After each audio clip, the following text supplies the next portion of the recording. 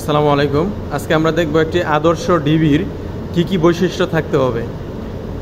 আদর্শ ডিবির বৈশিষ্ট্যগুলো হচ্ছে আমরা দূর থেকেই যাতে এটার ভিজুয়ালিটি এবং এর সামনের স্পেস যাতে ফাঁকা থাকে এটা আমরা লক্ষ্য থাকতে হবে এবং আমাদের ডেঞ্জার সিম্বল এবং 3 ফেজ মার্কিং ইন্ডিকেটর এবং এই ডিবির location, ampere meter, volt meter, নিচে হলো রাবার ম্যাট, সব কিছুই আমাদের প্রপারলি থাকতে হবে এবং ডোর লক ভালো থাকতে হবে এবং পাশাপাশি আমাদের এসএলডি থাকতে হবে।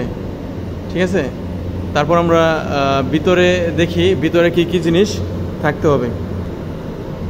প্রত্যেকটা ব্রেকারের আলাদা আলাদা নাম্বারিং থাকতে হবে এবং এগুলা ভালোভাবে হিটসিং টিউব অথবা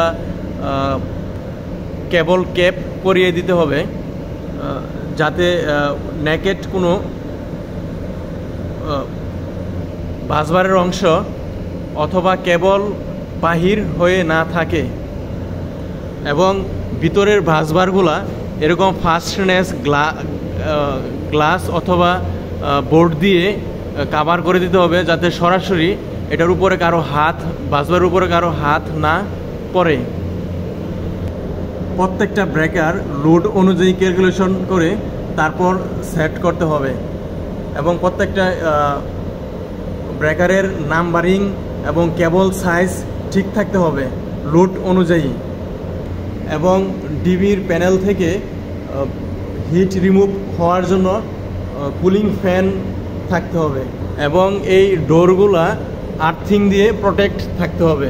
প্রত্যেকটা ডোর আর্থিং কানেক্ট থাকতে হবে যাতে এই বডি কারেন্ট হলেও যাতে আমাদের শক না লাগে এবং কোনো অবস্থাতেই ডিবিতে ময়লা থাকা যাবে না, অর্থাৎ ডাস্ট থাকা যাবে না এবং প্রত্যেকটা কেবল গ্লান্ট ইউজ করে কেবল উঠাতে হবে।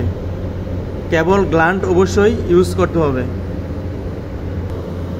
এই ডিবিটা হচ্ছে আমাদের ফায়ার পাম্প রুমের এক ডিবি। এটা থেকে আমাদের ফায়ার পাম্প কন্ট্রোল করা হয়। এই কন্ট্রোলের জন্য যে পাওয়ার প্রয়োজন সেটা আমাদের দেওয়া হয় এই ডিবি থেকে। পরবর্তীতে এরকম আপডেট ভিডিও পেতে আমার পাশে থাকবেন। আশা করি নতুন কিছু ভিডিও আপনাদের উপহার দিতে পারবো। আমি নতুন, তাই ভিডিও হয়তোবা কোয়ালিটি এবং মানসম্মত ইনফরমেটিভ ভিডিও নাও হতে পারে, তারপরেও আমি চেষ্টা করব ভবিষ্যতে আরও ভালো ভিডিও দেওয়ার জন্য। ধন্যবাদ সবাইকে।